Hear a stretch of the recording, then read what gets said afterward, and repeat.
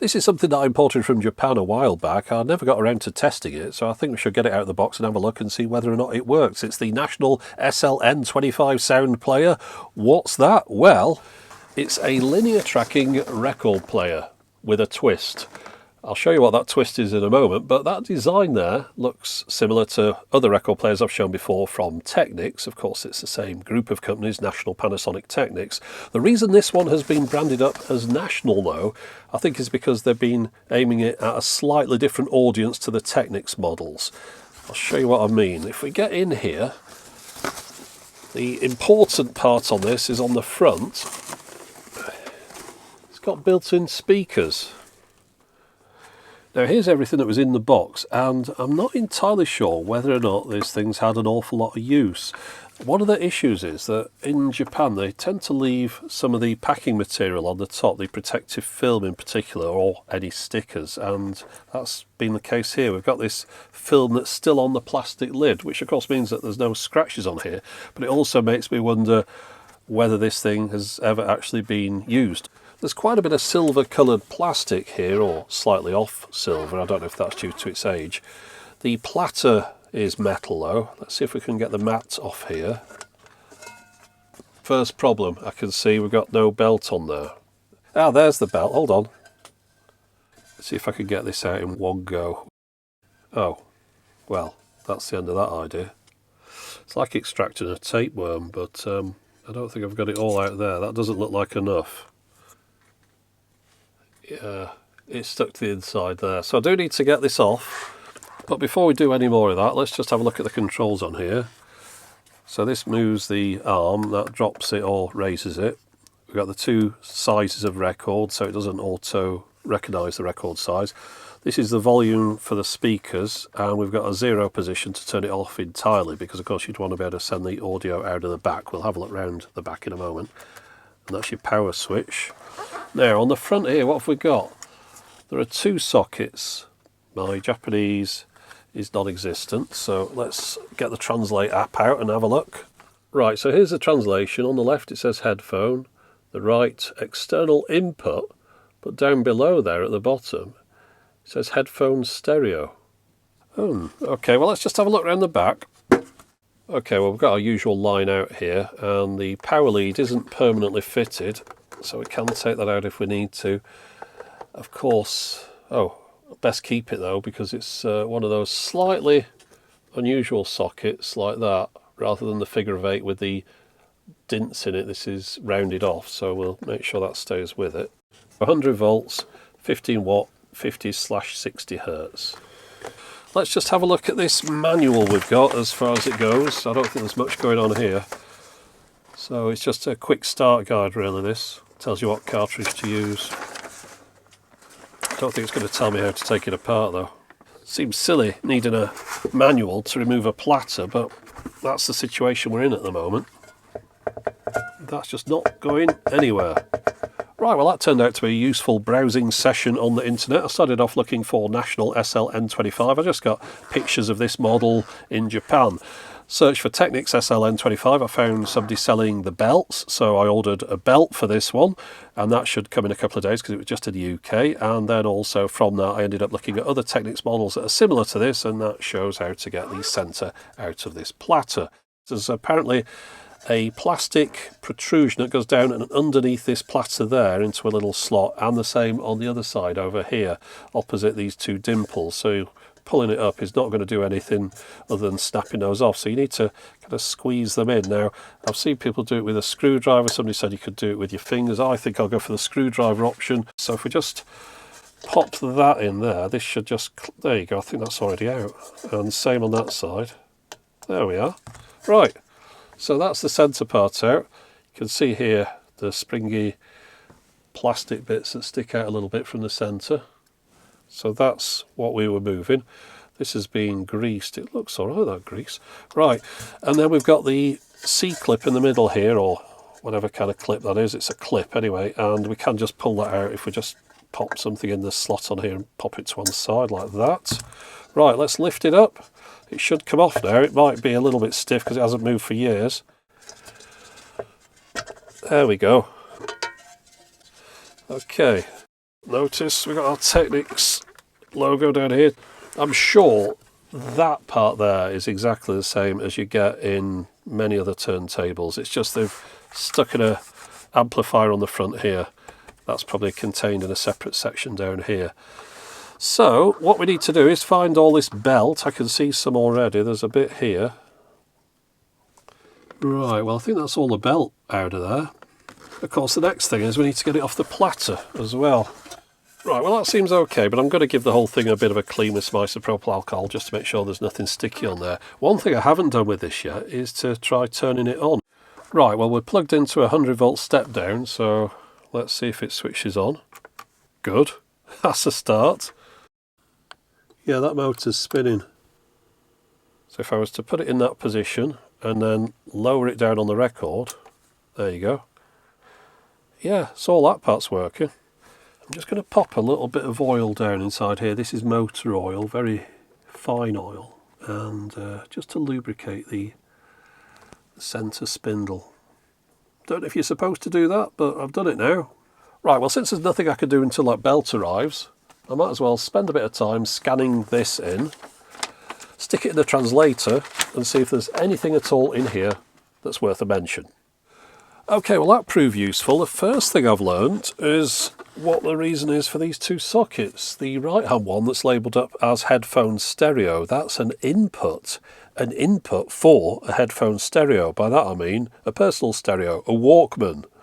You plug your Walkman into here and your sound comes out through these speakers, and that's just usual normal headphone output socket.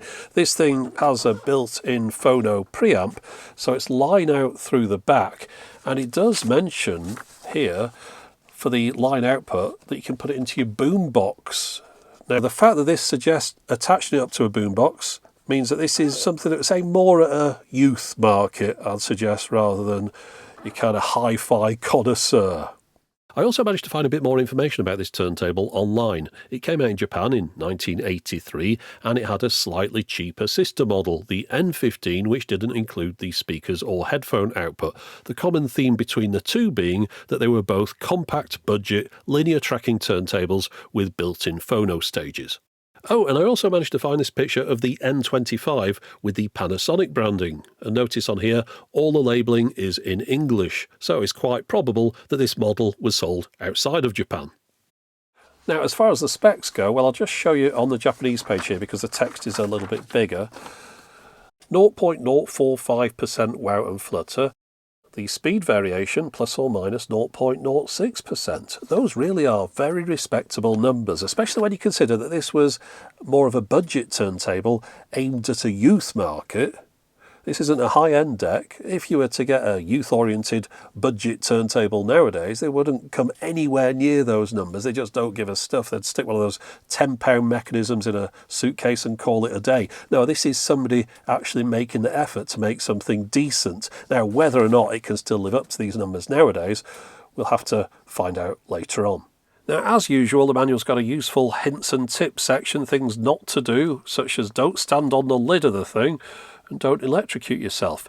This one here about keeping it away from water, though, that's exactly what I'm not going to do because I'm giving it a good clean, and I'm going to clean it with warm soapy water. I don't want to use any harsh chemicals on this with it being plastic, so I'm just going to wipe it over with this. It seems like a sensible thing to do, while there's not an awful lot else that I can do. In fairness, it really is quite clean, but you can also see that it was a little bit dirty as well. Right, well the belt's arrived. Yeah, seems alright that. Right, so all that we have to do is to pop this on here and pull the belt out from the side there and just put it over the motor. Give it a bit of a spin, see that everything looks good. Right, I need to put my clip back on here again there. Yeah, that seems fine. So spring on top of that and then this over the top.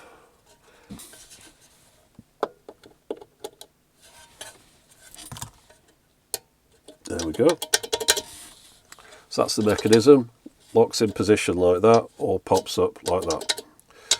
So lock it down, pop the mat on the top, and that's it. We're ready to play a record. Let's give it a go. Now, as always, I'm restricted to playing music that isn't going to hit a content match. This is a record that Richard Horton sent me a while ago, and I know that this one should be fine, so I'll just pop that on there.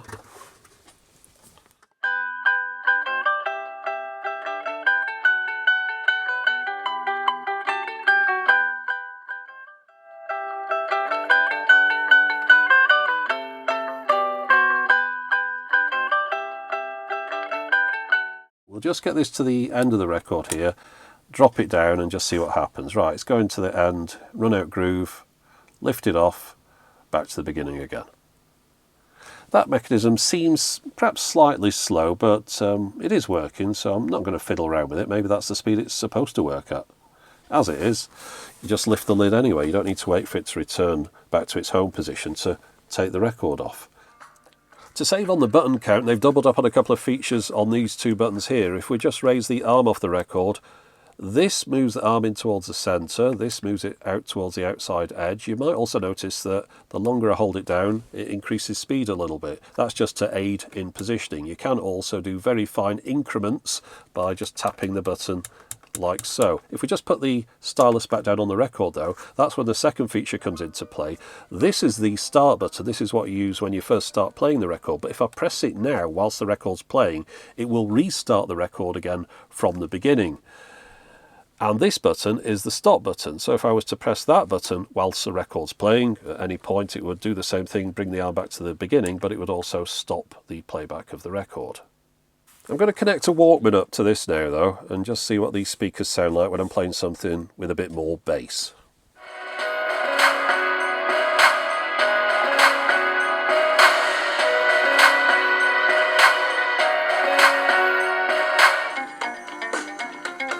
Now, I'm almost certain someone will ask me the question, what happens if you were to try and play something into the front of this at the same time that it's playing a record? Which device takes priority on the speakers, or is the audio mixed? Well, I'll demonstrate it. So this is the record playing.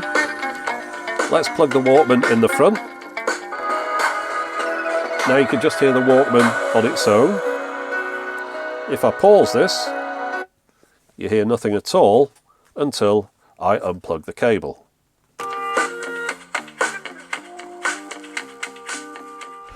Right, so the speakers are terrible. Really thin sounding, no bass to talk of at all, well, hardly any. I'm sure I've had digital watches that have musical alarms on them with more bass in them than this thing. I mean, it's really thin. Yeah, bit of an exaggeration. But still, not the kind of thing you'd want to listen to a full record on. Of course, when you put speakers into a turntable, you have built-in speakers, you're always limited as to how rich and bass heavy those speakers can go. You can't have really proper full range speakers that are built in, because a big booming bass note could cause your stylus to skip. Then again, they don't have to be this bad. Of course, we are talking 1980s speakers here, which small speakers from the 80s generally don't sound very good. I don't think I've ever come across any that do. It tends to be more recent ones where they start putting rare earth magnets in them and things. They ended up getting a better sound quality out of a small speaker. I'm sure my phone speaker sounds a lot better than these ones, and of course these are a lot larger. So yeah, not very good at all. But then I had an idea. Maybe you're not really supposed to listen to them. Well, not for a prolonged period of time. Maybe this is like a monitor speaker. By that I mean, well, here's an example. Mini disc recorder, portable kind of thing used by a reporter, plug microphones in, interview people in the street, record onto a mini disc. This has a little speaker on here, just one, mono speaker, of course stereo device. That's a monitor speaker. Same thing goes for this over here, this Sony tape recorder. Again, just the one speaker on a stereo device, and it's a monitor speaker, just for checking what's on the tape. Are you on the right side of the tape? Is the tape blank? Have you already recorded something on it? Have you queued it up to the right position? Did the thing that you just record actually get recorded on the tape, or do you need to do it again? Just that kind of thing. Just do little jobs. Just help out, rather than plugging headphones in all the time or plugging the things into external speakers. Just gives you a little bit more instant functionality on the device. And I was thinking it was perhaps the same thing on this, because say for example I wanted to make a mixtape and I plugged a recording Walkman into this, into the line out on the back. Well, I could listen to the record that I was going to get the track off, make sure that it's queued up to the right track in the right position, wait for it to fade out from the previous one, and then take the pause off record on the Walkman and record the track across. There's been a number of times in the past I wanted to just record one track off a record, and I turned my whole hi-fi on and turned the amplifier on and the phono preamp just for a couple of seconds to get that recording done and then turn it all off again. Well, with this, of course, you don't need to bother with any of that. Well, at least that was the idea. It's complete rubbish though, because it's got an input for plugging your Walkman into, so that you can play your Walkman out over the speakers. So they're not thinking of these as monitor speakers, they're thinking of these as speakers that you might want to listen to things through. You don't, but that's what they were thinking at the time. Also, they're stereo. You don't need stereo monitor speakers if you just want to check that something's on a record. Then again, even though I wouldn't want to listen to these, they could come in handy every now and then. So they are kind of an added benefit, and they don't really take up an awful lot of room, so why not? And besides which, you've got the usual outputs on here, the line out on the back, the headphone output on the front, of course the volume on here are just the headphone output. So just a value added extra, I suppose. And you can see why you won't find other record players in this range with these on. They were just trying something new, seeing if this would be a good idea. Turned out it wasn't really a good idea. Just with the technology of the time, the speakers don't sound very good. But at least they were trying new stuff. Right, time for some tests. At the moment I'm running a 3 kHz tone into the meter, and the needle on the left is dead centre, and it's at the bottom on the right hand side. So now we're going to play a 3 kHz tone from the record player and see how far these deviate from those perfect readings. Okay, so I've set both scales to 0.3% as the maximum. That means we're looking at the bottom row on either of these, and therefore on this one, the wow and flutter, it means the needle's hanging around the 0.1% position.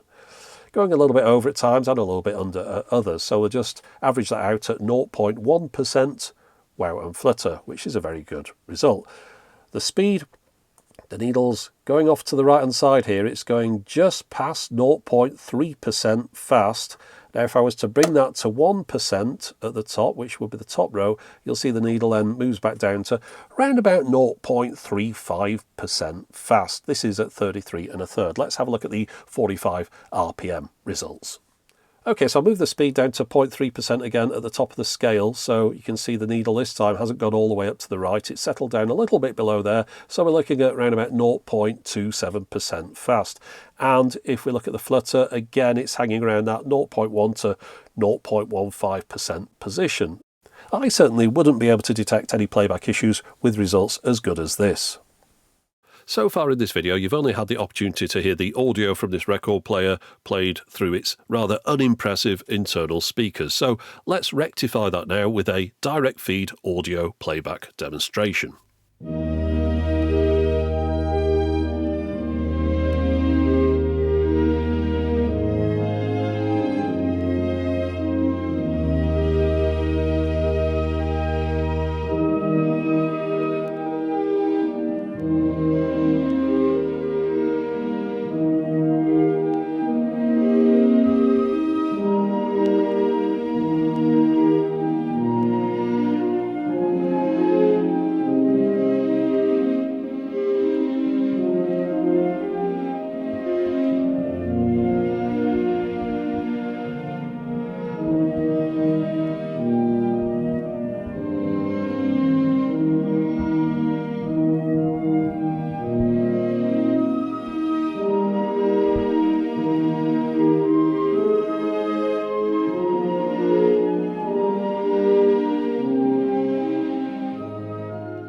Okay, well there you go, that's the National SL-N25. The thing that attracted me to this was the built-in speakers on the front. I'd never seen that before in one of these small linear trackers. As it is, it turns out those speakers are probably the least interesting part of this. However, the fact it's got the built-in phono preamp means that it's one of these small linear trackers with line level outputs on the back, which is something I wasn't aware existed until I picked this one up. Nice little thing. Comes from the kind of middle range of interesting hi-fi from the 80s that doesn't really exist anymore. That kind of mid-ground where they were trying out new things, they were throwing a lot of technology at items, perhaps technology that had come down from more expensive things. And nowadays, of course, if you're buying a record player, you've either got some very basic ones or some very expensive ones. That interesting middle technology rich ground has disappeared, and people will always want to tell me why that's the case. And I'm not interested in why, I just bemoan the fact that it has disappeared, because that's the bit that I was interested in. I looked online to see what's the cheapest linear tracking turntable you can get. I think the cheapest one I found was £10,000 or over £10,000, and for the US people that's over $10,000. Of course, much more high quality and all that kind of stuff, but I wouldn't want to spend £10,000 on a record player, whereas this, I think I spent perhaps £100 on it. Interesting little thing.